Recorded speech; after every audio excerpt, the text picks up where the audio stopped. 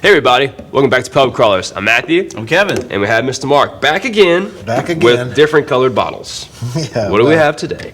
This time we have Pinot Grigios. Okay, common.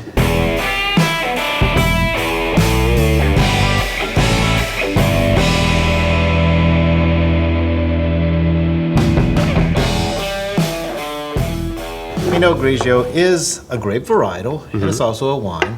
What I brought was a California and a Slovenian Pinot Grigio. Slovenian? Yeah. Like the European country? See, I mean, that's not... No, that's Spanish. Spanish. Yeah. It's over there by Italy. It's okay, yeah. Oh, you knew that. I'm proud of you. No, I looked on the map on the back of the bottle. Sure enough. Okay. What I want to do today is just taste the difference. Okay. I want y'all to give me all opinions on the difference between the California Pinot Grigio and the Slovenian/Italian. The reason I'm saying it like that is because it is from Slovenia, but whenever you look at the map, Slovenia is right on the same parallel with Italy. So you got the same microclimates, the same grape growing area, so the grapes are very much the same. So it's similar to California. In a sense. Yeah, as far as the microclimates. Right. If you look at the equator and north and south on the equator, yeah, that's where the microclimates will be similar to the California. But the altitudes would be different. Depends. Well, I've never been to Italy. No, me neither. Obviously I've never been to Slovenia. Me neither. I think I might go there next Well, I'll tell you year. what, let's taste it and see if we can figure it out. All right. Thinking too much, Matt. I wasn't really good at geography, you know, that subject. Okay. Sure do.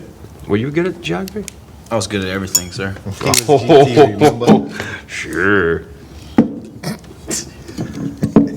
Hey, you can pour that one if you like. No, you got that. I'm sure Mark would let I'm you. gonna sit here and wait. Oh, sound like a winner.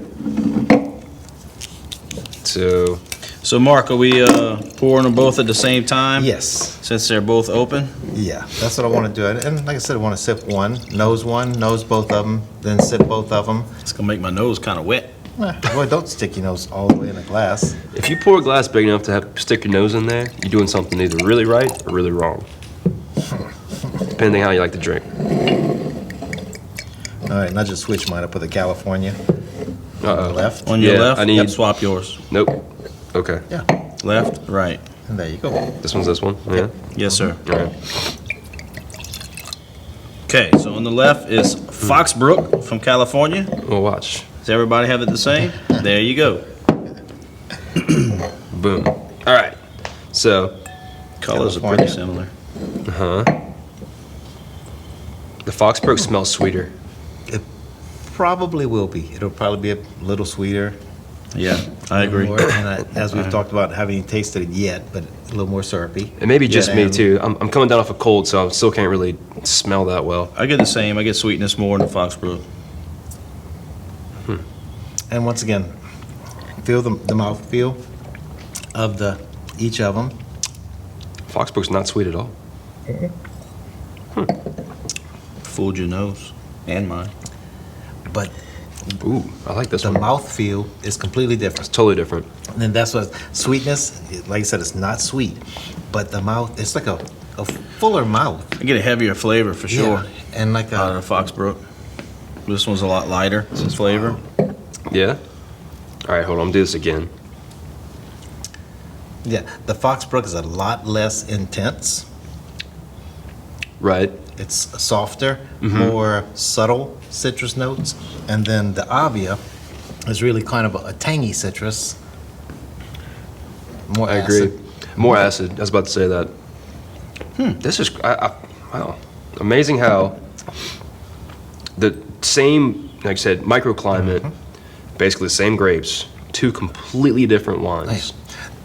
But I mean, obviously that's a given because every wine's different. But these are like night and day from each other, even though they're both Pinots. They are. They're both Pinot Grigios, and they are both night and day. And if you were going to pair these two, you could actually think of different pairings Right. of what you would pair this with. This Yeah. one, I would definitely pair more with the citrus, like a fish with a... Ooh, like lime on top of a fish, right? Yep. And then this one, More of chicken almost, or like Pork. Chicken or pork? Ooh, pork would be possibly. Or even, I was thinking cheese. Because if you think of the creamy, you know, this one's real crisp and acidy. And Acidic. this one is, yeah, that too. And then this one is more of a, I guess, in a creaminess in a sense. It's strange how close like you said, the climates they are, and they are on different sides of the world, and the flavors completely different. Flavors on different sides of the world. And a lot of times you'll find that California versus. Well, I'm quite sure there's different pollens, different things going on in the air in those regions than what you would have. And in actuality, all the rootstock did come over from Europe. Europe, yeah. Right. Because, you know, as they brought the rootstock from those countries into California and Oregon and Washington. So it's all the same rootstock, but like you said, the terrain, also the influence from the microclimates. The California always has the coolness from the ocean and also the hilliness. And I'm not sure exactly about the terrain of Slovenia, so we'd have to really dive into it. That'd be a good pub crawlers for later, diving into the microclimates and how. Yeah, and actual elevation plays a factor as well. Correct. Huh, interesting. All right, so overall, which one you prefer? Both. Yeah, I think they're both really good, and you know, like we was talking about different fish and different meals, it just depends on what you're doing and what you're drinking with. It's true. And then either one would be a win. Yeah, I totally agree. You know, I'm gonna be honest with you. I prefer the Avia because I prefer the little more acidic. I feel as though I get more flavor out of it. You're seeing a little bit of like the lime, which comes out of nowhere, really. The Fox Brook, look, they're both really good, but the Fox Brook's kind of just less intense in a sense. It's softer. It's softer, right? And a lot less intense, a lot softer. That's a perfect word for it. But I mean, all in all, like I said, depending on what I cook, you can definitely pair these with some great meals. But yeah, one day let's really dive into like the terrain and all the different variables that go into their microclimates. I'm curious about that. Maybe we'll have some cheese too. yeah. Want some cheese with that wine? I do.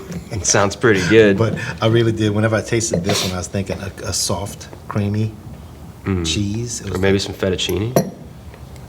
I'm in. We know you're in. It's crawfish season right now. We can get a good crawfish fettuccine going on.